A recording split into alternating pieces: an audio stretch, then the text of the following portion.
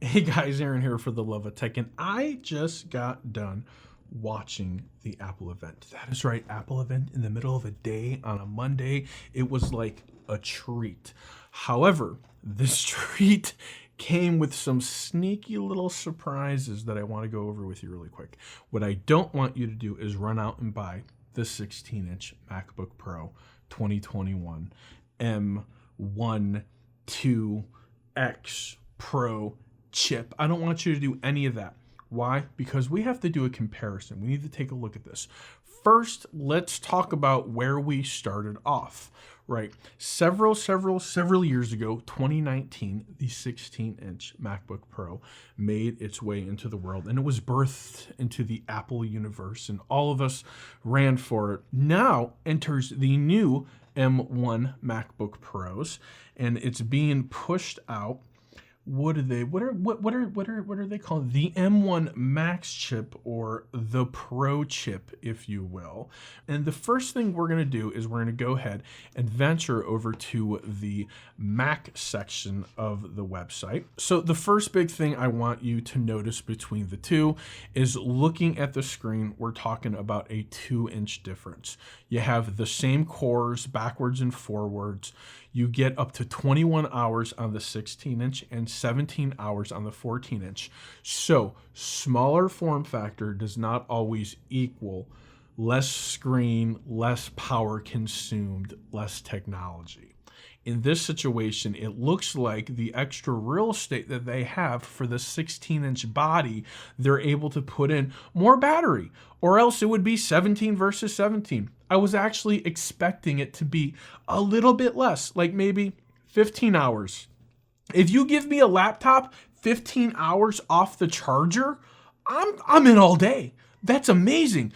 But here it is 21 hours. That's almost a full day, a full 24 hours off the charger. Absolutely unheard of.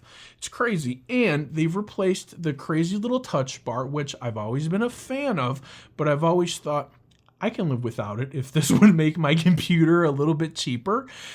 Never really used it except inserting a couple autocorrects there, couple little shortcuts when I noticed it was convenient, but never once did I plan a workflow around having the touch bar, because not all computers have a touch bar, so you don't want to get used to having it when you know that they all don't have it. The 16-inch I purchased back in 2020, that was a 2019 model, was definitely the i9 turbo boosted up to 5 gigahertz. It was super fast, 8 terabytes of storage, 64 gigs of RAM, spec'd out everywhere. It was absolutely amazing, but they don't make that anymore, and they're definitely not selling it. So even if I told you and you wanted it, and you wanted an Intel i9 for computer reasons, you got to look for a refurbished secondary market or open box deal somewhere. On the Apple website, they're currently not selling it. So taking a look back at the 14 and 16 inches, if we look at these spec for spec, I don't think the battery and the screen, that's all that's different so far. Looking at this spec for spec, there's no difference. There's nothing anywhere. You can max out the M1 chip just like you can anywhere else. You can get the M1 Pro. I don't see, unless you need the extra screen, why you actually need the 16-inch MacBook Pro.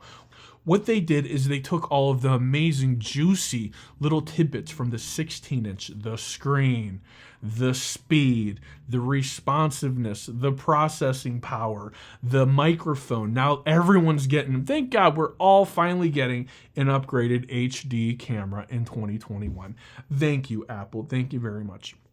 And this screen and this notch and all this weird business, it's totally acceptable for me, because the top of the screen of just about every computer is filled with some sort of menu.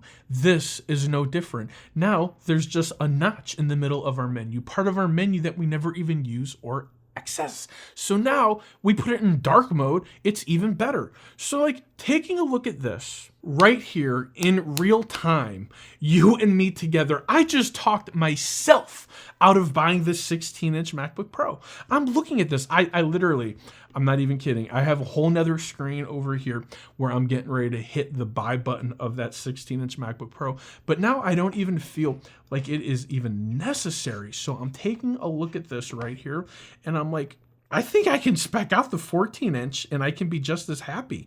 I don't think that there's one thing that I am missing. I'm not missing a USB, an HDMI, an SD card reader. I am not missing anything.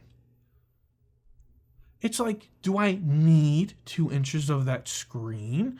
What I will tell you is the answer is no. If I need something bigger than 14 inches, then I got my 21-inch iMac that I can go edit on.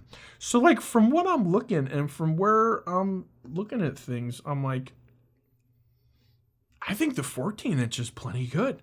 It's a little bit bigger than the 13, just a little bit. Definitely a couple inches smaller than the 16. So like looking at the tech spec here, I think we're going to go ahead and do the 14-inch MacBook Pro.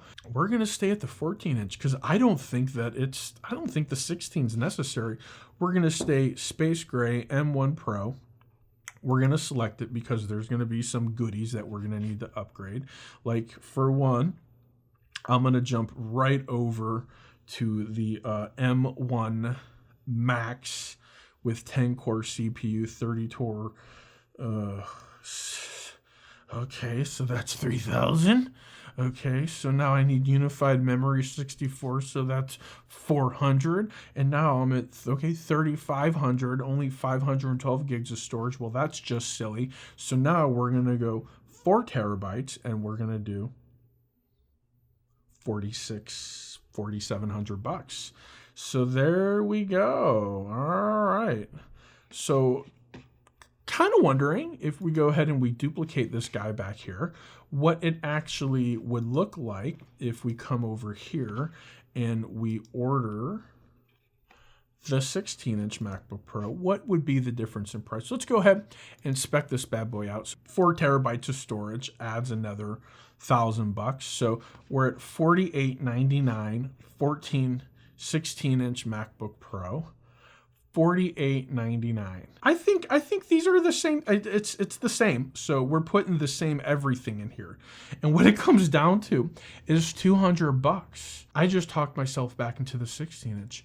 Why buy the 14-inch at $4,700 when I can buy the 16-inch at $4,900? It just tells me that I'll get a bigger computer, bigger battery, bigger screen for $200 more. I can actually intellectualize it and say, for $100 more, you get 2 inches more screen, and another $100, you can get another, what was it, 17, 18, 19, 20, 21, 4 additional hours of battery. Is that worth it?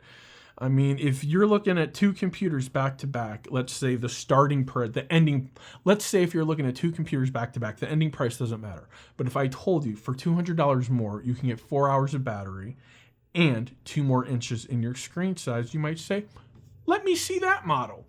But now that you're like, hold on, that's $4,700 or $4,900, it's like, it's a $5,000 computer no matter which way you slice it. You might as well do the 16-inch for $4,900. So now I've talked myself back into it again.